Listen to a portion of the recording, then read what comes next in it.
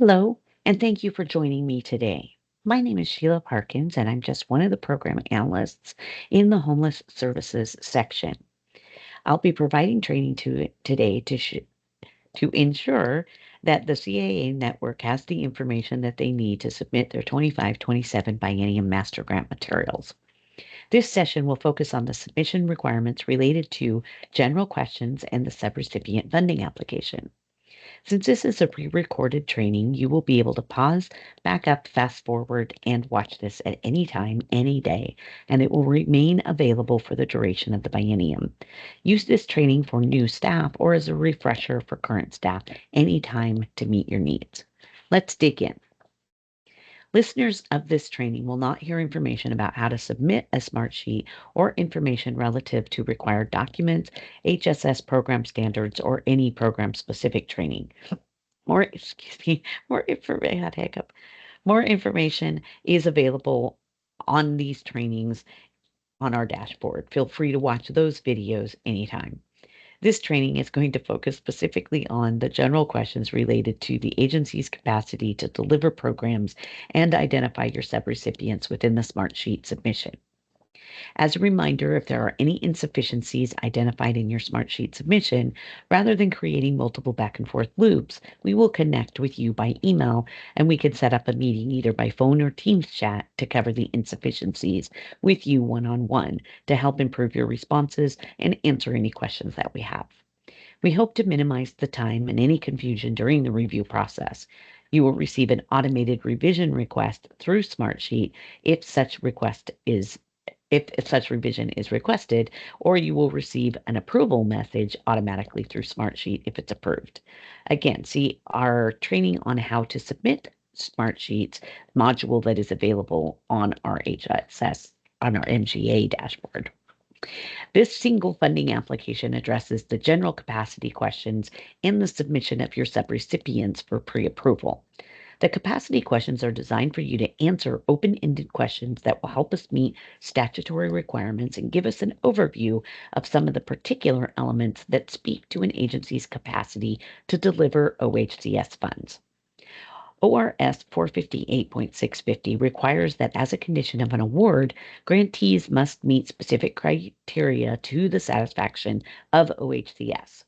This means that there is some flexibility in how we ascertain that an agency has sufficient capacity to deliver our programs. However, we must be able to identify that organizations do have such capacity and that the grantees are culturally responsive and that they regularly engage with other organizations and are participating in and supporting local homelessness planning efforts.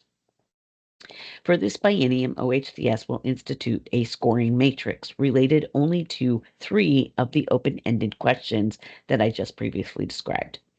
We are pivoting to this scoring process as we discovered in the last biennium, responses to these questions varied extensively between organizations, and some provided a lot of detail that was either irrelevant to the question or minimal responses that really didn't give us enough sufficient information without multiple follow-ups and additional questions. Multiple program analysts at the OHCS level chip in to ensure timely review of the CAA's MGA materials. To ensure that there is consistency in the review of all funding applications between all analysts, we identified a scoring matrix so that there is no large disparities between how an OHCS reviewer determines that the responses meet the intent of statute. Agencies must meet at least a good score in order to be determined sufficient for these 3 capacity questions.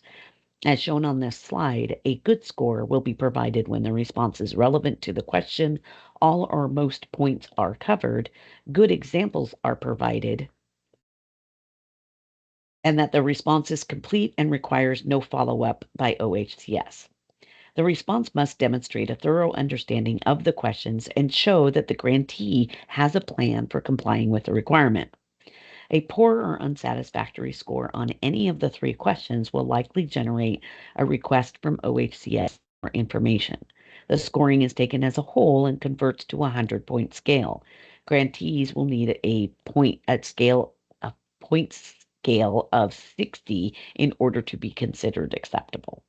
A good response for all three of these questions will allow you to meet that 60 points and be deemed to have sufficient capacity to meet the statutory intent. These capacity questions began to be asked in the 23-25 biennium. The first question that we had asked was whether or not you considered your organization to be culturally responsive, CRO. And if you couldn't make that claim, we asked what steps you were going to make to make sure that you met the CRO definition by the end of the biennium. With the beginning of the biennium for 25-27, you should now all be CROs, having implemented your plans if you weren't one in 23-25. So we ask what steps to ensure that you will remain a CRO during the biennium. We're looking for some real specificity here, so please do be very clear on the steps that you take. The evaluation process you look at, the update and integration of new information, any additional data sources you may consider to ensure that you're reaching the population in your area that most needs this specific planning. The second question asks how you engage with other CROs. Again, see the definition for what is a CRO. Do you have regular roundtables? Do you perform outreach to specific organizations? You can name those organizations that you coordinate with. This should not just be a repetition of who your subrecipients are, but a concentrated planning effort to engage with other culturally responsive organizations, whether you fund them or not. And the third question asks you to describe how your organization supports local homelessness system planning efforts.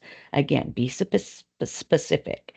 Talk about how people access the local system, what data sources you use, who is a part of the conversation, how often do you meet, etc.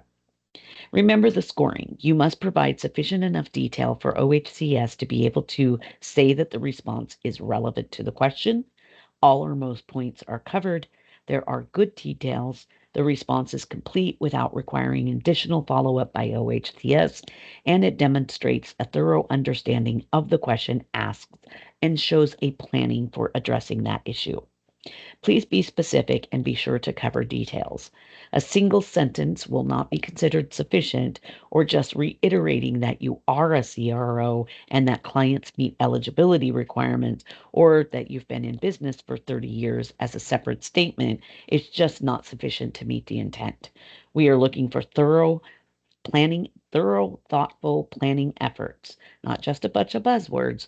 And the more clear your response, the easier we will be able to determine that your organization sufficiently has the capacity to deliver OHCS programs and meet the statutory intent. The remaining capacity questions capacity-related questions help OHCS understand how HSS funds are used and how you administer them. This allows OHCS to make a confident assertion that grantees do have sufficient capacity. OHCS is seeing a lot more use of program income being generated at the grantee level, which has led to the first question regarding program income. More information is available in the HSS Program Standards Guidance about program income.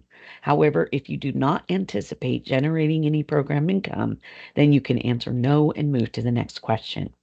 If you answer yes, we ask that you provide additional detail that identifies what programs will generate income, how they will do so, how much income is expected to be generated, and what it is you intend for the use of that income. You must be specific by each program, particularly if there are multiple programs that will generate income. Next, we ask whether you will use EHAP general funds or SHAP as supplemental funds. It's important to understand that this is not the same as using funds as a match source. This is specific to using funds to cover the expenses in another program because such program does not have sufficient funds to operate. This is specific to SHAP and EHAP general funds and does not extend to EHAP DERF funds, which do not allow their use for the purpose of supplementing other programs. Additionally, no other HSS programs allows for this use either. Using EHAP general funds or SHAP in this way must only supplement other OHCS programs or a COC project or program. You cannot use EHAP or CHAP to supplement a program like Head Start, for example. Additionally, using funds as a supplement requires prior approval. So even if you don't intend to do this at the beginning of the biennium, but you later do it in the biennium and you decide that you will, you must still request prior approval before doing so, and you will be asked the questions that you're seeing on your screen. If you answer yes to any of these questions, you will be asked to identify the amount of funds that will be used as a supplement. You will be asked to identify the name of the other OHCS program or COC project that will be supplemented and describe exactly what the funds will be covering. It is important to be specific. Be sure that if the project is COC funded, that you identify it as a COC project. Otherwise, this might generate a follow-up question from OHCS. If using CHAP as a supplement, we ask you to describe how you will ensure that clients receiving the CHAP funds meet the requirement of being literally homeless. We ask that you be specific in this response. Just answering HMIS or intake is insufficient. There must be some level of ensuring that eligibility documentation is being maintained in the OHCS program or COC project, that when being used as a supplement, clients are meeting the eligibility requirements of either EHAP or the SHAP funds.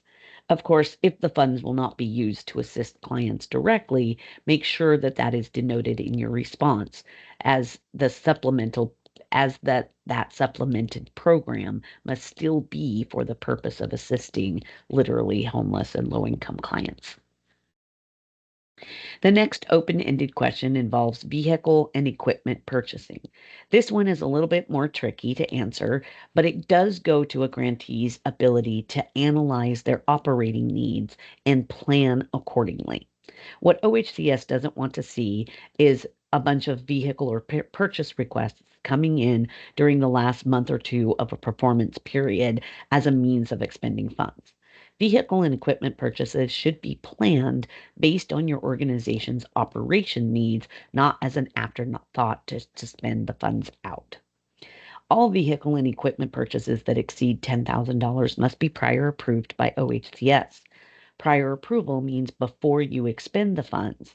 If you have already expended the funds and then request approval, such a request will be denied, and if such purchase did occur, the grantee will be required to repay to OHCS the HSS funds that was used for that purchase. This question on the funding application is not a pre-approval request for the actual purchase. This question is just to identify an organization's strength in planning and to assist OHCS in our own capacity planning to ensure a rapid response and quick turnaround time when such requests are submitted. The question is asking whether or not you intend on making any vehicle or equipment purchases. If you answer no, you'll be taken to the next question, but a yes response will bring up two additional questions that relate to which funding source you think you will use for any purchase and what type of purchase you will be making.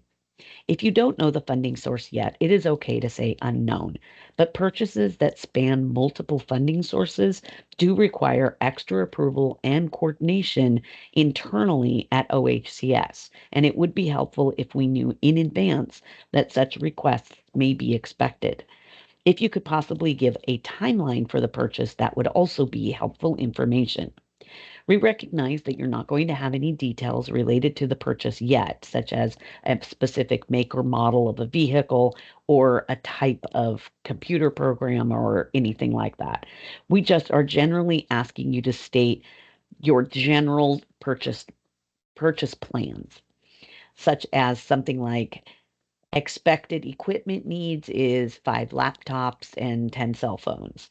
We expect to need a shower truck by February 2026. Something along those lines. Just a general understanding is what we're looking for here. This is one area in which we understand that a lot of detail may not be available, but it does go to show your planning efforts and your capacity.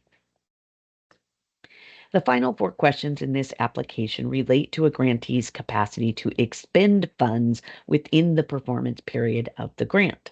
You will note a renewed and stronger focus this biennium on the expenditure of funds, as OHCS is also receiving a lot of pressure to ensure that funds are expended during their performance period. Spending out funds also helps to poise OHCS in a better position to request additional funds that benefit the entire network. If we leave funds unexpended, it is hard to make the case that there is a need for additional funds. The first question that we ask is a narrative that describes your organization's process to ensure that funds allocated in 25-27 will be fully expended by the end of the biennium.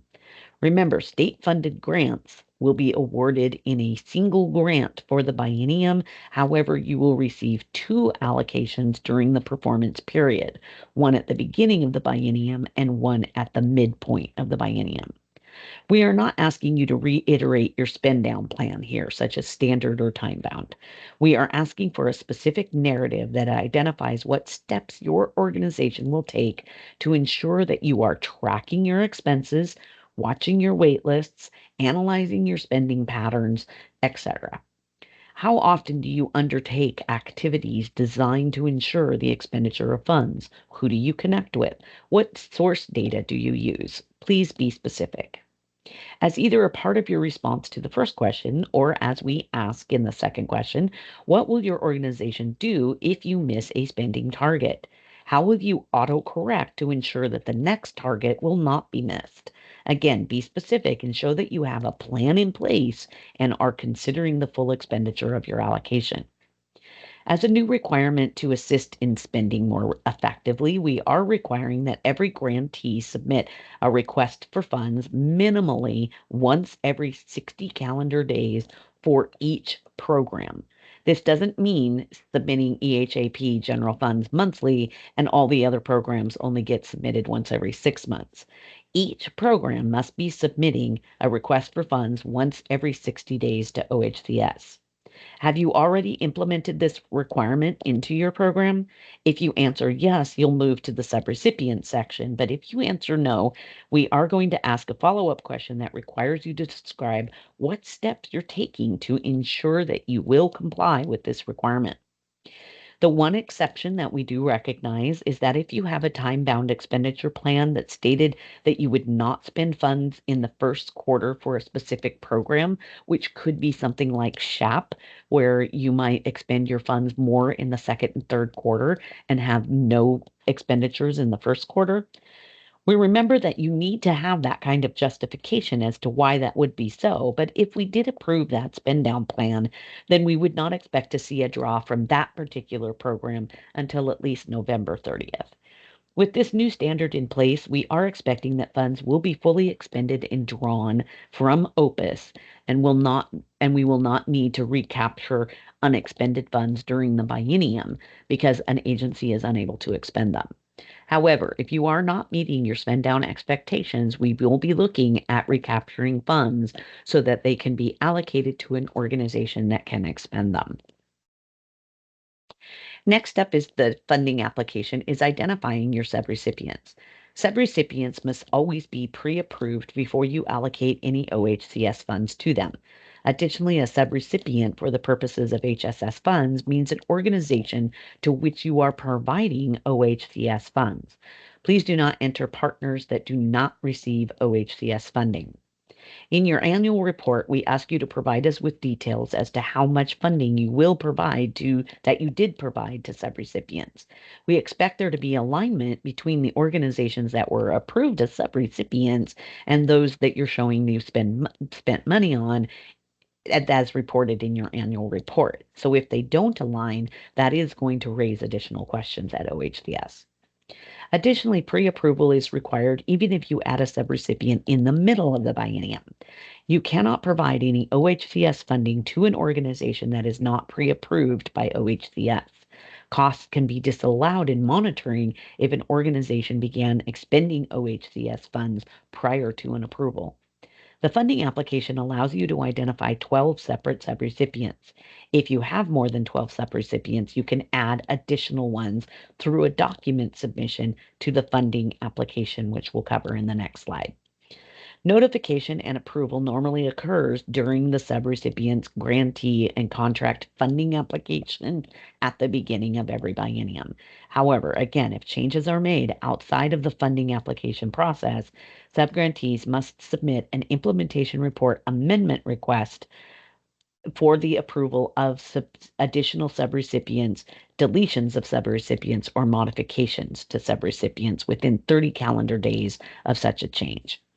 We ask some basic information related to each subrecipient, such as their contact information, their target population, if any are related to ESG or HTBRA, the funding sources they will receive, the services they will provide, and the county or counties they cover.